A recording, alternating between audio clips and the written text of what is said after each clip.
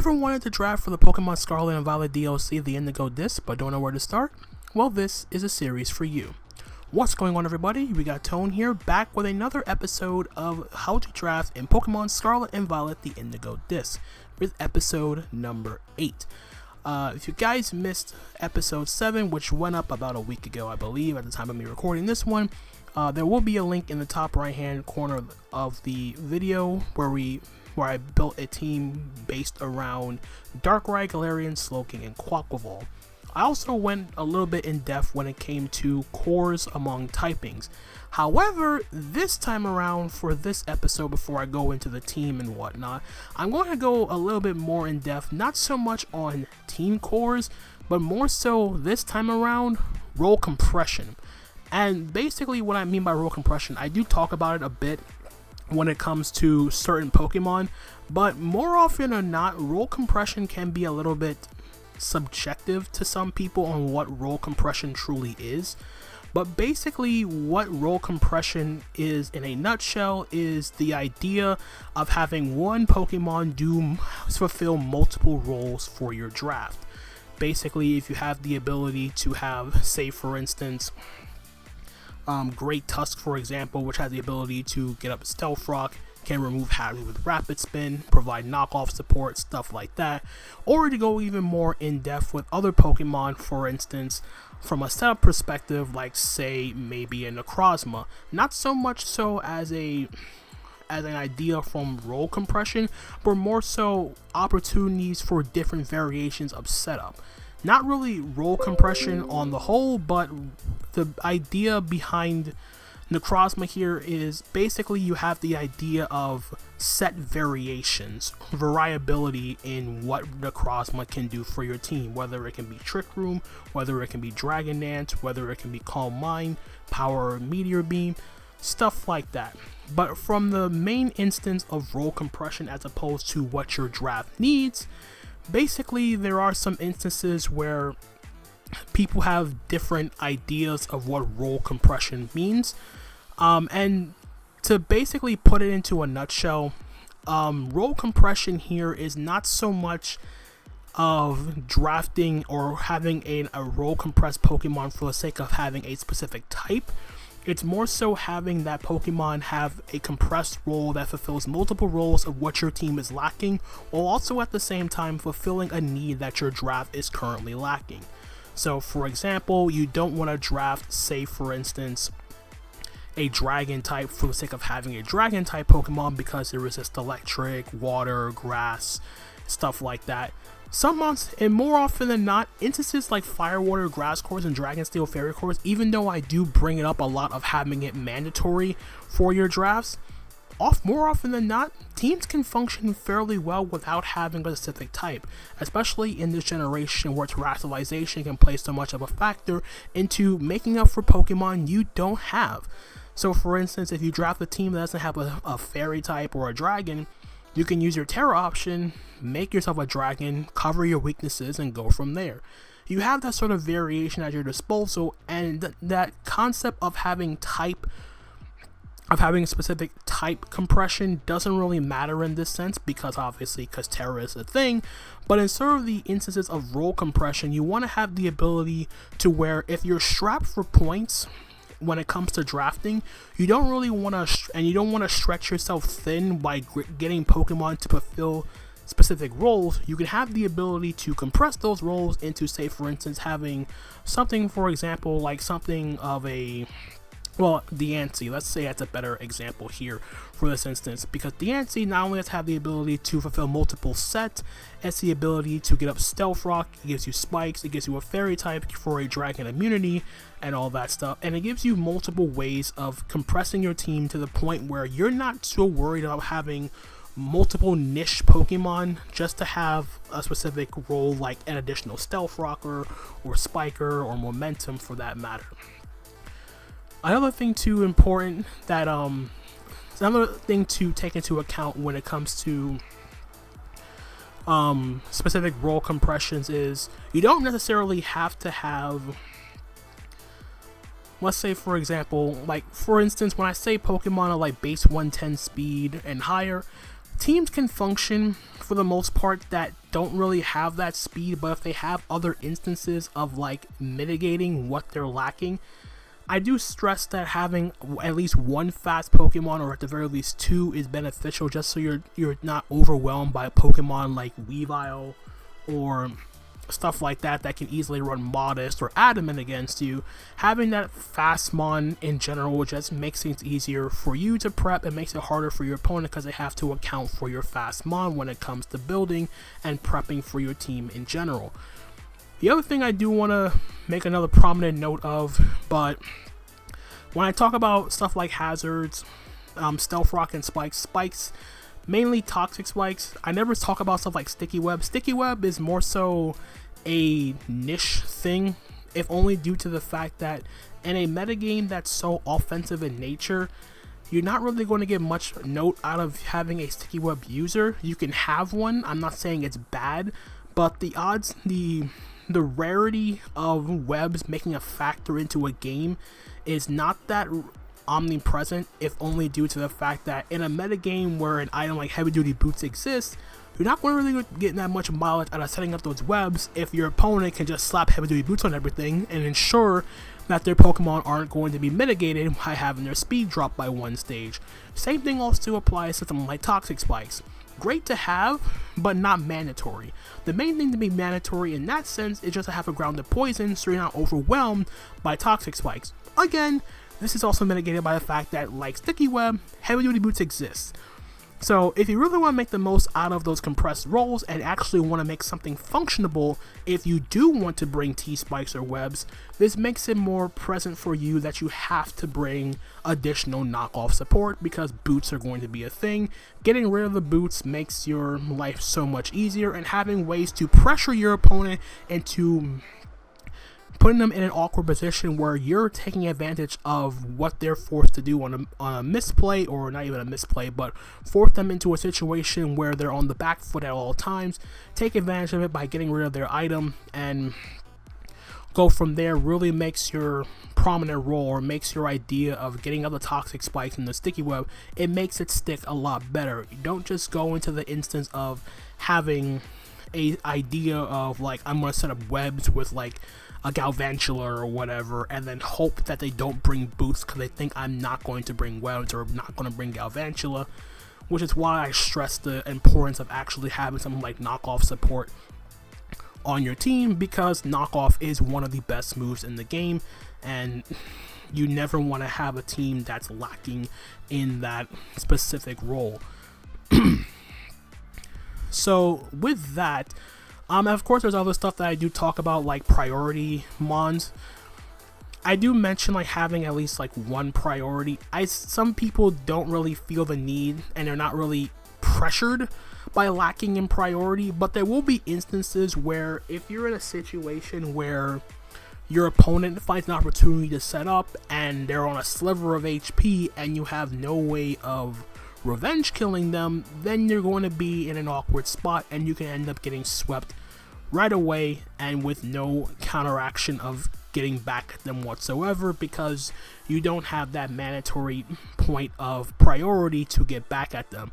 Ideally, some people will just say, well, just don't get yourself into a situation where you get your opponent to set up. More often than not, that won't be the likelihood of the odds of that actually happening, where you're forcing yourself into a position where you don't want to get set up on, is pretty doggone low, because obviously people, new or experienced, they have their different ways of prepping, they have their own ways of going about their game plan. The main thing to take into account when it comes to role compression, I do stress having priority, if only to avoid that situation from popping up. And also, the main thing with me, or in any draft league sort of sense on the whole, having the ability to prep for every single situation, or not really every single situation, but there will be instances where a situation like that will come up, and more often than not, whether it's in a standard draft league format or even in a tournament setting, from where you're using where you're going into a drafting 8 Pokemon only, instances like that will come up because you're really strapped for, not only are you strapped for points, you're strapped for Pokemon. And you really have to make those Pokemon function for you and build in a way that you may not be comfortable with, but considering what matchups you may come into on a regular basis, you don't have a choice. And I'm not saying it to be mean, it's more so the fact that there is no such thing as a perfect team, no matter how much role compression you may have. But when it comes to drafting in particular, your best bet is to do whatever you can in that situation to make sure that whatever you draft, not only does it fit your team, it fits what you're lacking in terms of a lack of either momentum, a defensive liability that you're lacking, like a ground resist or electric immunity, stuff like that. There are instances where you don't want to be into a situation where your team gets overwhelmed by something that you could have obviously prepped for, but you feel like you did not do well in addressing that. And obviously for newer draft league players, and even for some players who've been doing it for a while, that sort of instance doesn't really come up that often because most people just draft for the fun of it. But from a competitive standpoint, you really don't want to be stuck in a situation where your ground resist is Sugarberry, or your ground resist is essentially pick a sack if your opponent knocks off your Sugarberry. You don't really want to be caught in those situations where you're forced to bring something that you're not comfortable with, and it makes it easier for your opponent to just counteract you because they know right away your team is lacking in such and such, like lacking a ground resist, lacking a fire resist, so on and so forth. And you're looking at your matchup and you're like, how the heck do I prevent myself from getting overwhelmed by, like, say for instance, like a Spectinamoris or any other fairy resist or any fire resist, stuff like that. There will be instances where you're looking at a matchup and like, how do I beat this? This looks impossible, such as, and so on and so forth. But the first step when it comes to addressing it and even avoiding that instance, putting aside terrestrialization, because that can basically fix any sort of bad matchup given the circumstances, you really just want to make sure that you take the most advantage of your points, you take the most advantage of what you get. And by that, you don't want to really overlap on something you already have, even if for the sake of having, like, it's your favorite Pokemon or whatever. Just make sure the Pokemon that you take, not only does it give you a needed role, it gives you it fits what you lack for your team. I've seen plenty of teams from a personal standpoint or from other matchups in general where you would draft a team and you're looking at this matchup, you're looking at doing like mocks for other people, and it's like, how the heck do they deal with this with X or like, is there like, even with terrestrialization they still lose to this? Like, there are some instances where you're just looking at matchup and you're like, how the heck do I beat this? This looks next to impossible. But the main thing to take into account is if you're drafting with the mindset of what does my team lack, what does my team need, what can I additionally add to make my team not lose to this? Having those sort of questions in the back of your head and planning out your draft in general will definitely make it easier for you in the long run, especially when it comes to making sure that your draft is as best as possible to your abilities, because as much as I said before, the idea of a perfect draft is nigh on impossible, and anyone who says that otherwise, they just have their head up their ass. Not being mean, I'm just being upfront. I've been doing with me doing this for 9 years now. I can pretty much say that the concept of a perfect team does not exist. You will see people draft the team and immediately hate it from the word go because they just don't like how it's worked out, because either they had a plan and they got sniped and didn't make a backup plan, or they're doing or their team is just doesn't feel comfortable in their hands, they're losing their games, and they just scrap their entire team in general, and things are just one giant mess after that. So basically, there's no really summation here when it comes to me saying all this stuff. I've already rambling on for a long time here.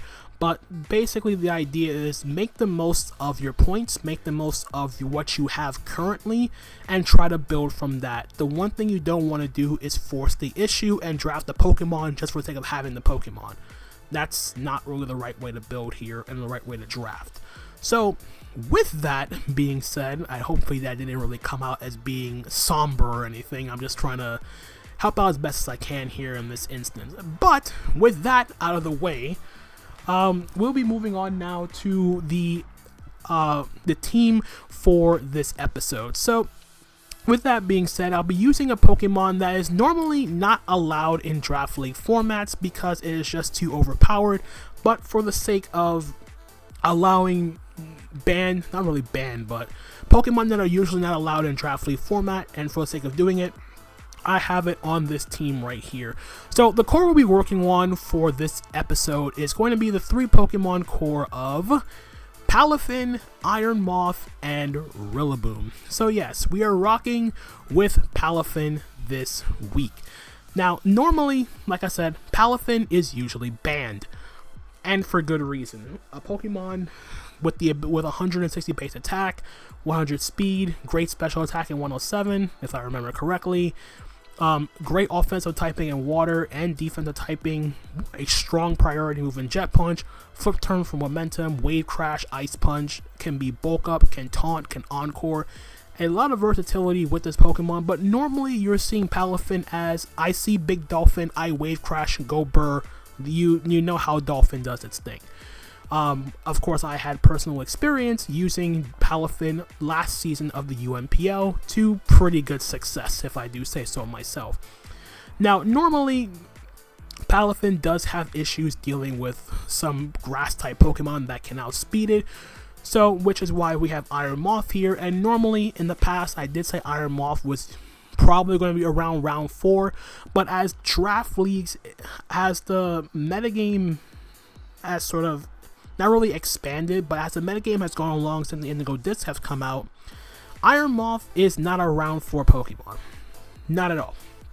So, I've used Iron Moth as round 4 in the past, but as the leagues as draft leagues have expanded, because usually draft leagues in the past was like 12, 14 coaches, or even like drafting in 2 separate divisions where they each have their own draft pool, and I've gone back to a standard 16 coach format.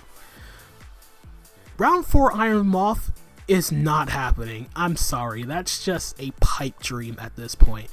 Obviously, the odds of you getting these 2 Pokemon in round 1, round 2 back-to-back succession, slim, but it is doable.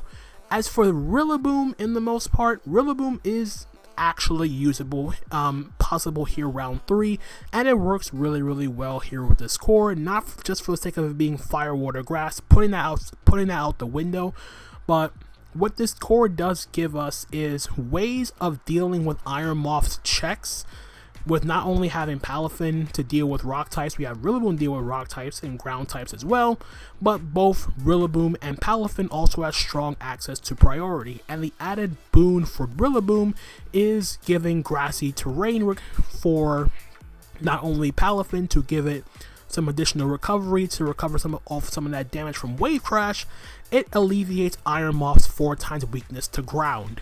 So, a really good combination for the most part, to say the least. So with that, let's just jump right into so with that out of the way, let's just jump right into the standard rules and roles I used from before. So mostly this really hasn't changed much from the last time. It actually hasn't changed at all. Not really much to go off of here. The only thing that I will say, for the most part, as you look down this list, basically the optional part on this entire thing is the very last rule here, which is the Fire, Water, Grass, Dragon, Steel, Fairy Core. As I've mentioned, this is more, and I didn't really talk about it, but this is really more of an optional thing, because as I mentioned, just because you can have a Fire, Water, Grass, and a Dragon, Steel, Fairy Core, that means less now in Gen 9 as opposed to previous generations, because you have the ability to terrestrialize to make up for what you lack. So the last idea is not really more so for the sake of having a type role compression. It's more so a sense of having it for the sake of making sure it fits what you're lacking for your team.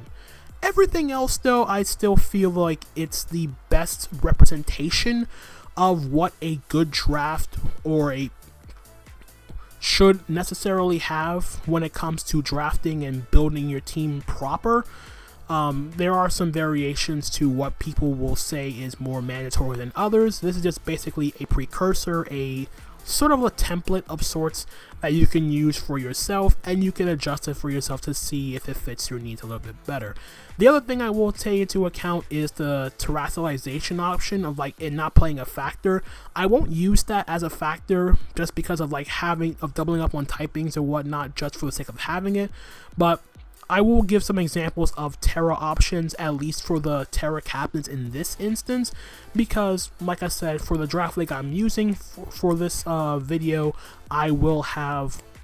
there are some changes that's been made that can be differentiated from league to league based on your Terra rules.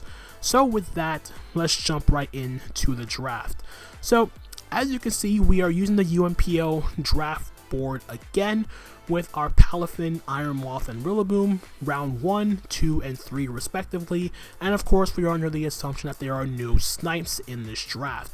So we've used a sizable amount of our points here to get these first 3 Pokemon. 52 of our 115 point budget is already in the books, and we have to make the most of the 63 points that we have left over to get the rest of our team.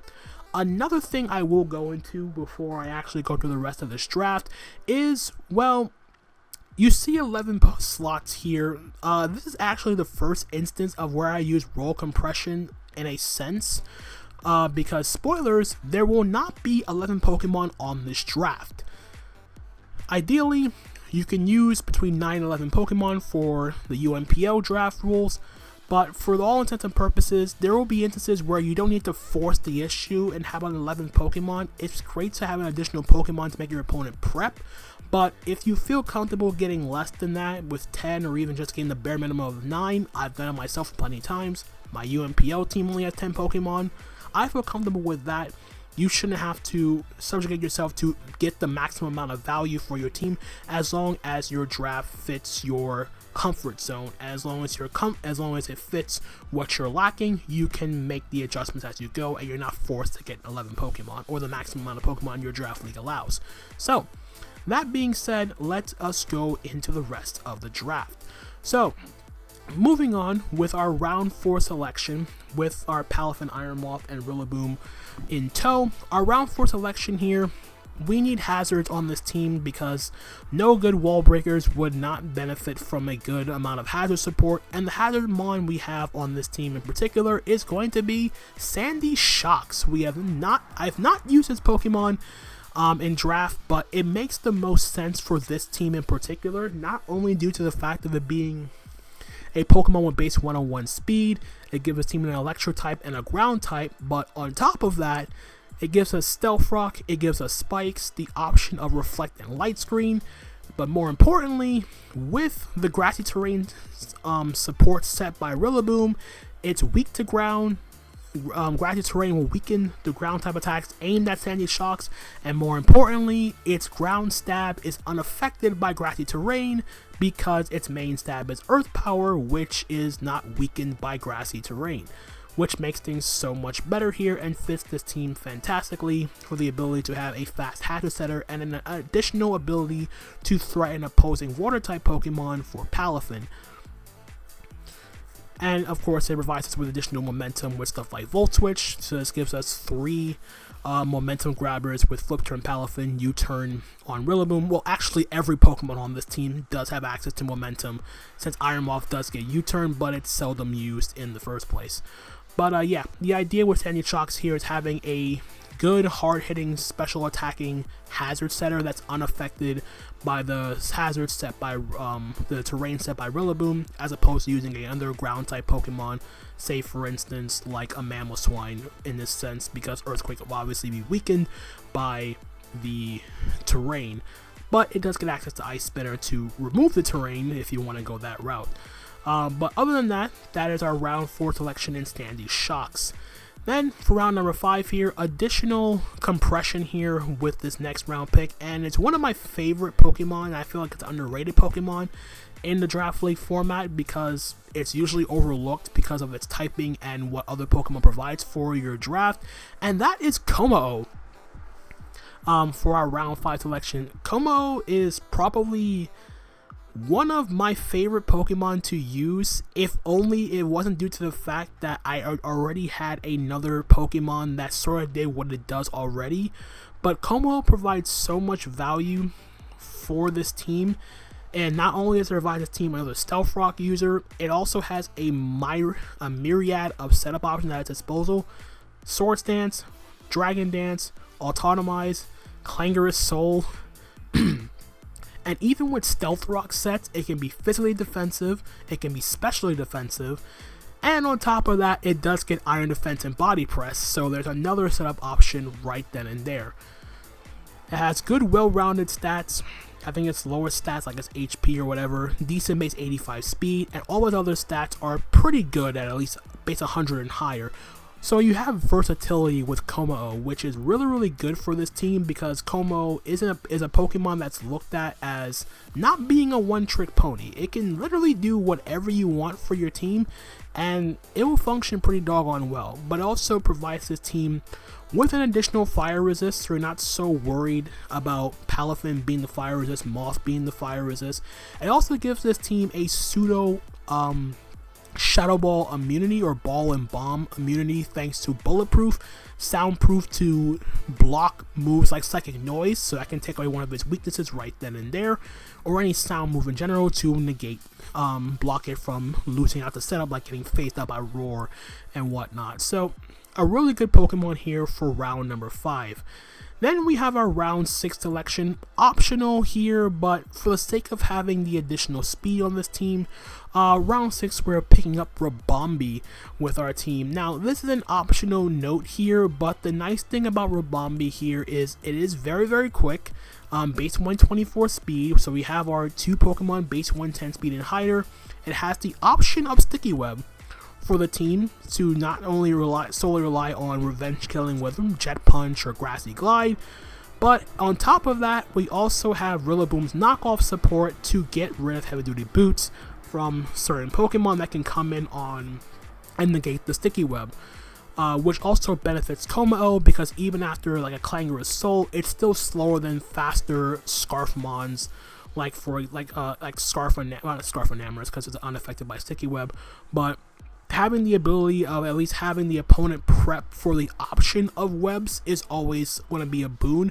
And on top of that, Rillaboom itself can set up with Quiver Dance, so you have another setup option right then and there. And it also provides a team with other support with moves like Stun Spore and the like. So Rillaboom really good here for the sake of the team, just for the option for Sticky Web, having the Fairy type, which we did not have, and a pseudo ground resist as well, and a 4-time resist to fighting, which you're not really want to think about, but it is there. So from there, round number 7, we do have Bronzong as our next pick, which helps out here because we didn't have a steel type, desperately needed one for the ice resist that can hinder our Rillaboom and our Como. It gives us another Stealth Rocker. It gives us a pseudo response in terms of like Trick Room.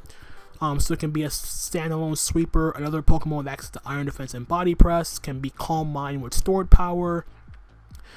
Psychic Noise for additional utility to prevent opposing healing and whatnot.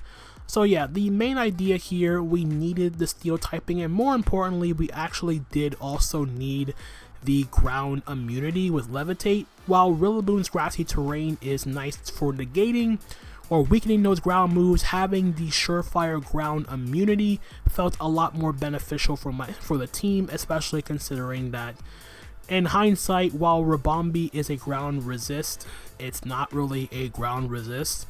It's not really a Pokemon that you're looking at and switch into attacks unless you know it can live.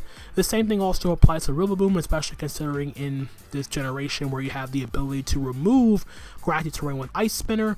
That can be a bit of a problem as well. So having a surefire means of having a ground immunity is never bad to have for any draft. Bronzong does fit the bill here, and its passiveness at sometimes is mitigated by the rest of the team being so offensively potent as it is. So with that out of the way, our round 8 selection is going to be something that can benefit from Rillaboom's grassy terrain and fits the team fairly well. And that Pokemon is going to be Drifblim as our round 8 selection. Now, Drifblim needs no real introduction here, but it fits the team another ground immunity with being part flying type, but more importantly, it does get access to Unburden, which pairs up extremely well with Rillaboom's grassy terrain, so you can activate your grassy seed, activate terrain, and activate Unburden, and essentially function as a late game sweeper. The other nice thing about Drifblim here, it provides the team with a ghost type, which also means it provides the team with a spin blocker for standing shocks as hazards, or even the hazards set by Kommo-o or Bronzong. On top of that, it's also a fairly good late game sweeper, as I mentioned before. It can be either the grassy seed set with like Calm Mind and Shadow Ball, but you can even go physical if you really want to with access to acrobatics, another Pokemon with access to knockoff, and if desperation comes for your team, it does get access to defog, but the odds of you defogging with Drifblim are next to impossible, so the idea of that is far from your mind, but still there if you need it.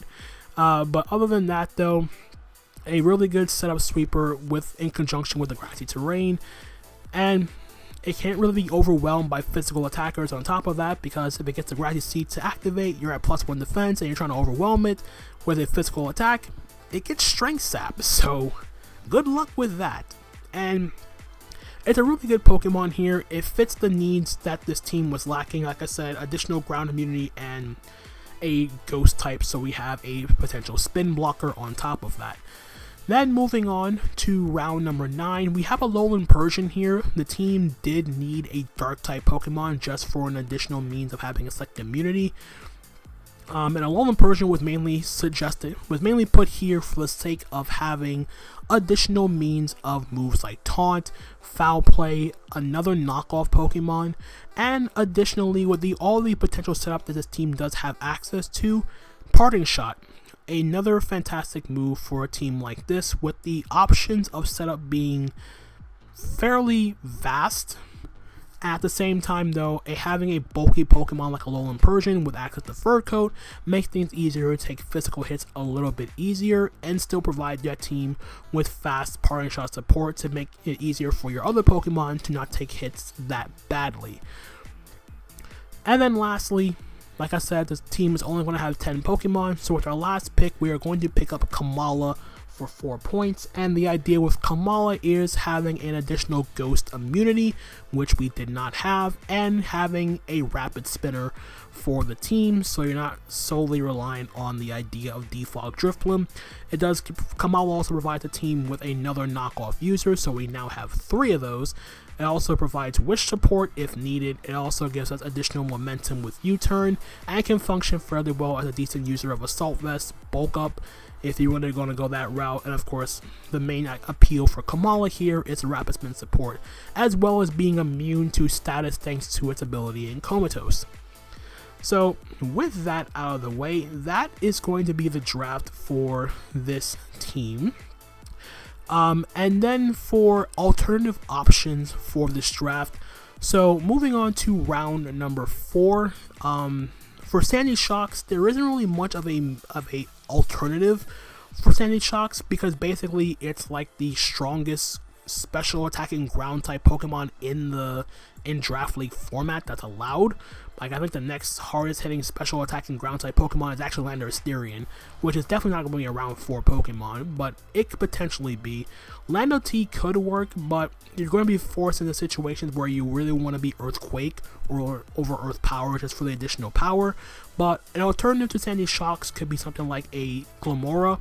Glamora does provide the team with a similar means of what Sandy Shocks does. The main downside is it does give you another grounded poison type Pokemon with Iron Moth. The other alternative instead would also be Diancie, which also fits the role similarly to Sandy Shocks, but it does provide the additional rock typing and the fairy typing, so you still have the dragon immunity, but you also have an additional normal resist on top of that, while still providing your team with stealth rock and spikes. Then for round number 5, as opposed to Kommo-o, this can basically be any offensive potential dragon. for the most part, or even an offensive fighting type Pokemon, but mainly the idea of Kommo-o was to have a good versatile, not really wall breaker, because the team already has decent wall breakers as it is with stuff like Palafin and Banded Rillaboom as options.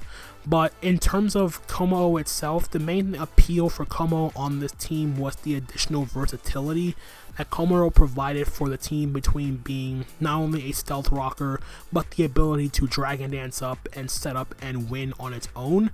So there's not really any other Pokemon that can potentially come close to what Kommo-o can do. I believe, I guess the next closest option in that regard would potentially be Hydreigon, but that's a bit of a stretch, considering that Hydreigon, while it does get access to Dragon Dance and does get access to Stealth Rock, it's not really as versatile as Kommo-o is. The typing does help it out though, because the team didn't really have a Dark type, so it does give you a more high-priced Dark type Pokemon as opposed to using Kommo-o. And like I said, it does also have access to Stealth Rock, but Hydreigon can work like a Nasty Plot set, or even like Nasty Plot. I believe Hydreigon also gets access to Scale Shot as well. I could be wrong on that for the most part, but I'm pretty sure it does. But yeah, like a Nasty Plot Scale Shot set is not really out of the means of like, it's a possibility, but mainly it's still like a hard-hitting Dragon type Pokemon with the ability of potentially getting up hazards. So Hydreigon would potentially work as a backup for Kommo-o for sure. And then from there, Rillaboom was basically here because it was something faster than 110 speed that also gives you Sticky Web. But if you don't really want Rillaboom, an alternative could be Vikavolt. It is a slower option for Sticky Web support, but Vikavolt does give you the ability to keep momentum with Volt Switch, and it's an electric type Pokemon that doesn't really care much for like Terra and whatnot, since it does have good coverage like with Stab, Bug Buzz, Energy Ball for ground type Pokemon, and it's a good overall hard hitting Pokemon in general. So you can do Rillaboom. Technically, you could also do Araquanid. Araquanid does give you an additional Water-type Pokemon, though, but it's a Water-type Pokemon that cannot be burnt, and it does give you a pseudo-fire resist thanks to Water Bubble, cutting Fire-type moves in half. So that's a okay boon as well. And if you really want to go further down the line, you can always go all the way down to Charge Bug, just to have that the super low tier Sticky Web setter, or even something like Spidops or what's the other one I'm thinking of, like Ariados or whatever. But basically you get the idea of that. Then for Bronzong, the alternative to Bronzong, there's Metagross, but basically the idea with Bronzong was the typing along with the ground immunity. Metagross can work in conjunction with the grassy terrain, but Bronzong is basically just here to have the additional ground immunity, which is why we have Bronzong here over Metagross. But if you can afford the points for Metagross and it somehow is not gone by round 7, you can grab it. Ideally, Metagross is like a round 4 pick, or at worst round 5. But yeah, that is the alternative there for Bronzong. Then round 8, as opposed to Drifblim, there's some like Grafaiai, but mainly Drifblim's typing just fits the team a whole lot better, as opposed to something like Grafaiai or even Hawlucha. Like basically having the spin blocker is like pretty important for a team that has access to Stealth Rock and Spikes, and you really don't want to be defogging away your own hazards. So it's really hard to justify putting something over Drifblim, but the option of another Unburdened Sweeper does come up. If you don't get Kommo-o, then you can also grab like Hitmonlee. As opposed, like if you get Hydreigon here, Drifblim could be Hitmonlee. You can get a different ghost type as opposed to Drifblim. But here, Drifblim just makes the most sense here. But again, depending on what you end up getting, like I said, you get Hydreigon over Kommo-o, you can get Hitmonlee as your flying type Pokemon and your Unburdenmon, as well as a Rapid Spitter if you feel you want to go that route. Then for Alolan Persian, an alternative to Alolan Persian, there's Sneasel. Gives you additional priority with Ice Shard, but the main appeal for Alolan Persian, as I mentioned, was Parting Shot support, as well as being able to support the team a little bit better and tank hits better with the access to Fur Coat. And then lastly, as opposed to Kamala, basically the idea with Kamala is it can technically be any offensive normal type Pokemon here in this juncture. If you don't really care for the removal option and just want to rely solely on boots, then you have your option of normal type Pokemon. There is stuff like Zangoose, Ambipom, Mousehold, Ursaring, Tauros if you can afford the points, and there's some other ones like, for example, like the Dunsparce, but the Dunsparce is definitely going to be gone by round 10. You can even just go regular, not regular, but Dunsparce in general. But basically, any decent normal type Pokemon will suffice in this slot if you don't really care much for the removal. So with that being said, that is going to be it for episode number 8 in the How to Draft in Pokemon Scarlet and Violet series. I hope you guys do enjoy the series as much as I have been enjoying recording and putting these teams together. If you did, feel free to leave a like, drop a comment, click the subscribe button, as I'm trying to get to 1,000 subscribers before the end of the year, and I can only do that with all of your support. But again, thank you guys again so much for watching. I hope you guys find these videos informative and helpful for you in your next draft league or whatever league you're looking to take part in. And again, thank you guys again so much for the UNPL for letting me use their draft board. And yeah, we'll leave it at that. Thank you guys again so much for watching again. And until the next time, this is Tone, signing off for now. Peace out.